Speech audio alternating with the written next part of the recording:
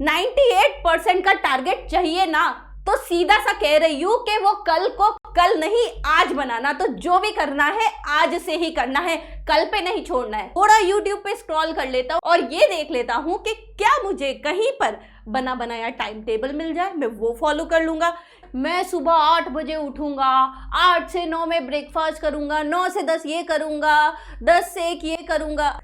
तो स्टार्टिंग से ही ये कोशिश करेंगे कि वीडियो को हम बिल्कुल शॉर्ट रखें, टू द पॉइंट बात करेंगे। और इस पूरे वीडियो को पहले ही बोल रही हूँ, अगर लग रहा है कि और जल्दी देख सकता हूँ तो 1.5x या 2x पे जरूर देख लेना, क्योंकि बहुत इंपॉर्टेंट चीज हम यहाँ कवर करने वाले हैं। मैं आपको बताने वाली हूँ कि आप अपना सिलेबस फास्टेस्ट कैसे कंप्लीट कर सकते हैं। और यहाँ मैं आपको केवल मैथ्स या साइंस की स्ट्रैटेजी नहीं बताने वाली हूँ, यहाँ पर मैं आपको आपके सारे subject, English, Hindi, maths, science और सोशल साइंस, पांचों सब्जेक्ट की, हर एक सब्जेक्ट की स्ट्रैटेजी यहाँ कंप्लीट करने वाली हूँ।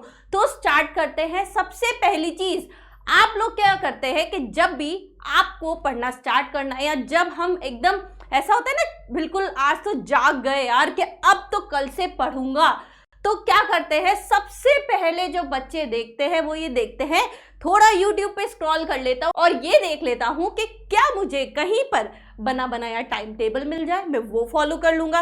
या मैं खुद टाइम टेबल बनाना स्टार्ट करता हूँ और टाइम टेबल के लिए करते, मैं सुबह 8 बजे उठूंगा, 8 से 9 में ब्रेकफास्ट करूंगा, 9 से 10 ये करूंगा, 10 से 1 ये करूंगा। अरे नहीं, ऐसा नहीं करना है। ऐसे करते रहे तो तुम्हारा टाइम टेबल कभी भी फॉलो नहीं होगा, क्योंकि डेली लाइफ में हमारी चीजें आगे पीछे होती रहती है। तो बस हमें इतना टारगेट लेना है कि यार आज मैं इतना घंटे इतना ये सब्जेक्ट पढ़ने वाला हूं, आज मुझे ये बुक का ये चैप्टर करना है, आज मुझे इस चैप्टर के न्यूमेरिकल्स करने हैं। केवल इतना डिसाइड करो और इससे आपका जो डेली के जो सेल्फ स्टडी आवर्स हैं वो कंप्लीट हो जाएंगे। रेदर देन आप कुछ भी कर रहे हो, आप कोचिंग जा रहे हो, ट्यूशन पढ़ रहे हो, कुछ भी कर रहे हो, लेकिन सेल्फ स्टडी आवर्स निकालना बहुत जरूरी है। बच्चों को रहता है मैम हमें होमवर्क ही इतना मिलता है, कैसे करें। कोई बात नहीं है, होमवर्क मिल रहा है तो वो होमवर्क कैसे करो कि वो होमवर्क आप कोई चीज कॉपी नहीं कर रहे हो, वो होमवर्क आप खुद से कर रहे हो। क्योंकि अगर आप खुद से कर रहे हो तो वो भी तो एक्चुअल आपकी प्रैक्टिस ही हुई। समझ में आ गया। नेक्स्ट होता है set daily and weekly target, which is very very important कि आपको एक रात पहले पता हो कि आप अगले दिन क्या पढ़ने वाले हो, अगले दिन कौन सा सब्जेक्ट पढ़ने वाले हो। क्योंकि जब हम स्टडी टेबल पे बैठते हैं, अगर आपके पास सारी की सारी बुक्स आपकी स्टडी टेबल पे पाइल्ड अप होगी तो आप कभी भी इस चीज को बिल्कुल ना ऑर्गेनाइज कर पाएंगे, ना ये सोच पाएंगे कि यार एक्चुअली मैं कौन सा सब्जेक्ट पढ़ने बैठूं। नहीं, आप ऑलरेडी या तो एक वीक पहले एक वीक प्लान बना लो कि इस वीक मुझे इतने सब्जेक्ट करने हैं और उनको मैं इस तरह पढ़ूंगा। या आप डेली एक रात पहले सोने से पहले बस ये सोच लो, कल मैं स्कूल से आके ये कंप्लीट करने वाला हूँ, कल मैं स्कूल से आके ये चैप्टर करने वाला हूँ, कल मैं अर्थमेटिक प्रोग्रेशन की एक्सरसाइज 5.1 कंप्लीट करने वाला हूँ। तो जो भी हो, आपका टारगेट पहले से सेट हो। तीसरी चीज, जो क्वेश्चन है मेरा आपसे, कल कब करेंगे? क्योंकि ये वीडियो देखने के बाद आप इतने मोटिवेट हो जाओगे कि आप सोचोगे बस अब कल से मैं यही करूंगा। नहीं, कल से क्यों? अगर सुबह वीडियो देख रहे हो तो दिन से करो, दिन में वीडियो देख रहे हो तो शाम से करो, और शाम को वीडियो देख रहे हो तो शाम को ही प्लान बना लो कि कल सुबह उठते ही ये करने वाला हूं। कल पे मत छोड़ देना। कल पे अगर छोड़ दिया ना तो सोच लेना वो कल भी कल ही रहेगा, कभी भी आज नहीं बनेगा। और अगर 98% का टारगेट चाहिए ना, तो सीधा सा कह रही हूं कि वो कल को कल नहीं आज बनाना। तो जो भी करना है आज से ही करना है, कल पे नहीं छोड़ना है। समझ में आ गई बात। नेक्स्ट आता है only study according to the syllabus. क्यों? अरे क्या हो गया? ज्यादा पढ़ने से कोई नुकसान नहीं होता, लेकिन इसको ऑर्गेनाइज करो। अब ऑर्गेनाइज कैसे करें? ऑर्गेनाइज ऐसे करो that you have to decide कि यार सबसे पहले जो सबसे जरूरी है वो मैं कर लूं। लाइक अभी अगर देखो आपके मान लो यूनिट टेस्ट चल रहे हैं या कोई टेस्ट है, पीरियडिक टेस्ट है या एग्जाम में बहुत कम टाइम बाकी है, तो what you can do, you can go for one shot and previous year question of that chapter. मतलब जितना टाइम है उस हिसाब से काम करो। अभी अगर नया फ्रेश चैप्टर स्टार्ट करे और आपको लगता है ये चैप्टर को स्कूल में भी होने में टाइम लगेगा, तो इसको मैं अच्छे से तसल्ली से पढ़ सकता हूं, तो बिल्कुल उसको उस तरह पढ़ो। समझ में आ गई? तो कम टाइम हो तो उसका आप वन शॉट देख लो, वन शॉट आपको हमारे चैनल पे मिल जाएगा। और साथ में प्रीवियस ईयर क्वेश्चन अगर आपको चैप्टर वाइज चाहिए तो आप ईसरल ऐप डाउनलोड कर लो, वहां पर भी आपको सेग्रीगेटेड प्रीवियस ईयर क्वेश्चन मिल जाएंगे।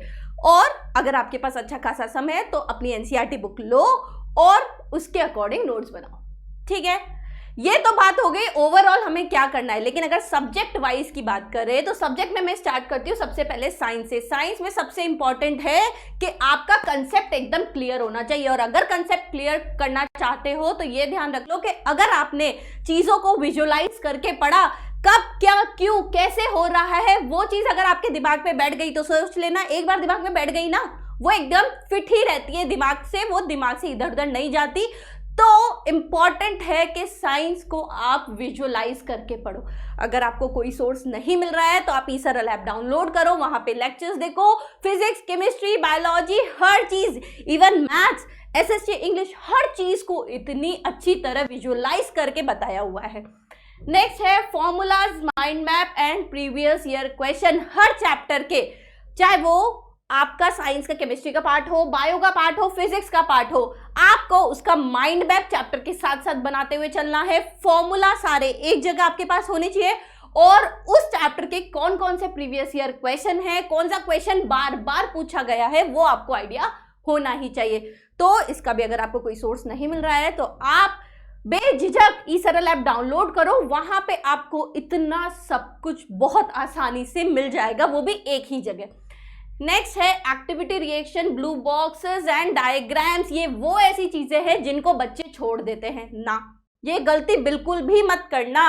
एक्टिविटीज में से बहुत क्वेश्चंस आते हैं, रिएक्शन से आपके 1-1 मार्क्स के बहुत सारे क्वेश्चंस आ जाते हैं। जो ब्लू बॉक्सेस होते हैं उनमें बहुत इंपॉर्टेंट चीजें होती है, कुछ डिड यू नो होते हैं। और डायग्राम जो बच्चे पूरे साल सिर्फ देखते रहते हैं तो एग्जाम में भी उनको चीजें आधी देखती हुई ही आती है। तो अगर डायग्राम अच्छे से करना है तो प्रैक्टिस भी अभी से ही करनी पड़ेगी। ठीक है, ये हो गई साइंस की बात। अब आते हैं मैथ्स के लिए क्या करना है। मैथ्स के लिए सबसे पहले जो हमारी बुक है, जो हमारा ब्रह्मास्त्र है मैथ्स में 100 on 100 लाने का, वो है एनसीईआरटी। एनसीईआरटी बुक को लो, उसका हर एक क्वेश्चन एक्सरसाइज का, एग्जाम्पल का कर लो। इवन जब पूरा चैप्टर हो जाए, बुक के पीछे पूरी समरी होती है, वो समरी को भी अच्छे से देख लो, याद कर लो हर एक फॉर्मूले को। ये कर लिया ना, मैथ्स में 100 और 100 कहीं नहीं गए। ये करने के बाद बस उस चैप्टर के प्रीवियस ईयर क्वेश्चन कर लो। और जब आप प्रीवियस ईयर क्वेश्चन करोगे ना तो आपको यही लग जाएगा, अरे यार प्रीवियस सारे ईयर में सब कुछ एनसीईआरटी में से आया हुआ है, तो अगर मैंने एनसीईआरटी कर ली है तो मेरे 100 मार्क्स कहीं नहीं गए हैं। दूसरी इंपॉर्टेंट चीज फॉर्मूला, माइंड मैप और प्रीवियस ईयर क्वेश्चन जो इंपॉर्टेंट है ही। माइंड मैप आप ऐसा करो कि मैथ्स में क्या होता है, या तो आप खुद के माइंड मैप बना लो, और अगर खुद से नहीं बन रहे तो ईसरल के माइंड मैप अवेलेबल है, आप उनको यूज कर सकते हो। डेली जब भी आपका चैप्टर, कोई भी एक चैप्टर आपका कंप्लीट हो गया, फॉर एग्जाम्पल क्वाड्रेटिक इक्वेशन आपका अभी कंप्लीट हो चुका है, ठीक है, क्वाड्रेटिक जैसे ही कंप्लीट हुआ उसके 7 डेज बाद आप क्या करो, जो भी आपका माइंड मैप है उसको हर 10 दिन में 7 दिन में रिवाइज करते रहो, देखते रहो। कुछ नहीं करना, सोने से पहले आप जब स्क्रॉल करोगे जिसमें ये आपको लगेगा यार मुझे ये फॉर्मूला याद है, मुझे अलग से दोबारा याद करने की जरूरत नहीं है। ठीक है, अब बात करते हैं सोशल साइंस की। बहुत बच्चों को बहुत डर लगता है इससे, लेकिन नहीं, डरना नहीं है। इसका सबसे इंपॉर्टेंट पार्ट होता है कि आपने इसको कैसे पढ़ा, कैसे समझा। आप पूरे चैप्टर को अगर एक गाथा, एक नोवेल की तरह पढ़ोगे तो कुछ समझ में नहीं आएगा। थोड़ा इसको स्टोरी फ्रेम में, स्टोरी के फॉर्मेशन में पढ़ो। उसके बाद आपको एक चीज जो अच्छे से आ जानी चाहिए वो है कि कैसे हम अपने आंसर्स को पॉइंट्स में लिखें, क्योंकि सोशल स्टडीज में बहुत ऐसा होता है, इवन काफ़ी टीचर्स है बोर्ड में जो आपकी कॉपीज चेक करते हैं, स्कूल्स में जो कॉपीज चेक करते हैं, सब लोग से जितना भी हम लोग ने फीडबैक लिया है सब यही कहते हैं कि अगर बच्चा पॉइंट में लिखता है तो प्रोबेबिलिटी ज़्यादा होती है कि उसके अच्छे मार्क्स आए। तो ये चीज़ तो आपको आनी ही चाहिए। फ्रेम स्टोरीज टू रिमेंबर, ये बात मैं बता ही चुकी हूँ। और एनसीईआरटी वेरी इंपॉर्टेंट, एसएसटी में एनसीईआरटी की हर लाइन इंपॉर्टेंट है। और कोई भी चीज़, नॉट इवन मैप, कुछ भी आपको लास्ट के लिए नहीं छोड़ना है। क्लियर है? चलो नेक्स्ट आती है इंग्लिश की स्ट्रैटेजी। इंग्लिश और हिंदी ऐसे सब्जेक्ट है जिसकी स्ट्रैटेजी मोस्टली लोग छोड़ देते हैं, लेकिन आपको इस सरल में सब कुछ बताया जाता है। तो देखो, एवरी लाइन इज इंपॉर्टेंट, बहुत जरूरी है। क्या करते हैं बच्चे इंग्लिश के लिए? डायरेक्ट वन शॉट या समरी उठा लेते हैं। नहीं बच्चों, क्या होता है, पोएम्स भी होती है, उसमें सिंगल सिंगल वर्ड्स होते हैं, उससे आपके डिफरेंट टाइप्स ऑफ निमोनिक्स पूछे जाते हैं। क्या किस लाइन में किस तरह क्या यूज हुआ है ये पूछा जाता है। तो अगर आपने सिर्फ वन शॉट देखा ना लिटरेचर में, तो वो आपके लिए नुकसान होगा। भले ही अभी आपको ऐसा लगे कि यार पढ़ लेते, क्या है क्वेश्चन तो हम सॉल्व कर ही लेते हैं, लेकिन अगर जब आप अपना फाइनल एग्जाम देने वाले होंगे तब आपको रियलाइज होगा कि यार ये मैंने कहीं तो देखा था, ये बुक में था, लेकिन इसको मैंने डिटेल में नहीं पढ़ा, जिसकी वजह से मैं ये क्वेश्चन नहीं कर पा रहा हूँ। अभी भी टाइम में अगर आप हफ्ते में 2 दिन भी इंग्लिश और हिंदी को देते हो ना, तो that will be enough to score 100 और 100 इन दीज सब्जेक्ट टू। ठीक है? समरी केवल रिवीजन के लिए यूज करना, और समरी भी कौन सी, जो आप खुद से लिखो। ये नहीं कि कहीं पे आपको मिल गई, आपने वो ले ली, वहीं से पढ़ लिया। नहीं, जब आपका चैप्टर कंप्लीट हो खुद से समरी लिखो, क्योंकि उसमें आप बहुत सारी चीजें लिखने वाले हो। जरूरी नहीं है कि अगर इंग्लिश का सब्जेक्ट है तो सारी समरी इंग्लिश में लिखना है। नहीं, उसको आपको जैसी लैंग्वेज समझ में आती है, इंग्लिश समझ में आती है, वैसे लिखो, लेकिन आपको उसका एग्जाम में प्रॉपर तरीके से आंसर लिखना आना चाहिए। नेक्स्ट है practise grammar as you practise maths. Very important. बच्चे यहाँ गलती कर देते हैं, मैथ्स की तो मनमान प्रैक्टिस कर लेते हैं, लेकिन जब इंग्लिश ग्रामर की बात आती है जो वो लैक करते हैं वो है प्रैक्टिस। तो इंग्लिश और हिंदी मैं अभी कवर करूंगी, हिंदी में भी जो ये प्रैक्टिस वाली चीज़ है वो आपको करनी ही है। तो हिंदी पे हम आ ही चुके हैं, तो एनसीईआरटी की लाइन इंपॉर्टेंट है। हिंदी में भी कोशिश करो कि आप एनसीईआरटी का जो चैप्टर है वो पढ़ लो। देखो, आपको ऐसा लगता है ना यार हिंदी का पढ़ने में टाइम वेस्ट होगा, तो ऐसा मत करो। देखो, आपके पास टाइम होता है, आपको लगता है कि मेरे पास टाइम नहीं है, लेकिन जब आप स्कूल जाते हो, तो अगर आप स्कूल बस से जा रहे हो, ऑटो से जा रहे हो, वैन से जा रहे हो, डजंट मैटर, आप क्या करो, अपनी हिंदी की बुक लो, ये नियम बना लो, रोज स्कूल जाते वक्त ये चैप्टर पढ़ूंगा। जितना भी आप स्कूल पहुंचते वक्त जितना पढ़ पाओ, इट्स ओके, नेक्स्ट डे उसको वहां से कंप्लीट करो। इससे बहुत फायदा होने वाला है। एक तो आप अलग से कोई टाइम नहीं निकाल रहे हो सब्जेक्ट के लिए, और जैसे ही आप रोज चैप्टर पढ़ रहे हो, ये तो एक स्टोरी की तरह हो गया, और वो आपके दिमाग में कब पक्का हो जाएगा आपको पता भी नहीं चलेगा। तो ये हो गई आपके 5 सब्जेक्ट की स्ट्रैटेजी, और ये अगर आपने कर ली ना, तो आप क्लास 8 में हो, 9th में हो, 10th में हो, इट डजंट मैटर, आप अपना सिलेबस बहुत फास्ट पेस से कंप्लीट कर सकते हो। ठीक है? ये जो सारी स्ट्रैटेजी है ये हम इसलिए बता पाते हैं क्योंकि हमने एक्चुअल में इतने सारे रिजल्ट्स दिए हैं। आप देख सकते हैं गोवा की जो बोर्ड 1 टॉपर है वो ई सरल से है, 5 आउट ऑफ टॉप 15 रैंक्स जो है वो यूपी बोर्ड से आई है, 6 आउट ऑफ टॉप 10 रैंक जो है वो हमारे पास बिहार बोर्ड से है, छत्तीसगढ़ बोर्ड में रैंक 3, रैंक 8, आईसीएससी में रैंक 2, गुजरात बोर्ड में रैंक 3, महाराष्ट्र बोर्ड में रैंक 5, और सीबीएसई में हमारे पास इतने सारे सब्जेक्ट टॉपर्स हैं। और वो सब कैसे बने हैं? वो सब इन्हीं स्ट्रैटेजी को फॉलो करके बने हैं। तो ये सारी स्ट्रैटेजी एक रिसर्च स्ट्रैटेजी है, तो आप इसको फॉलो करो, ये आपको बहुत हेल्प करेगा।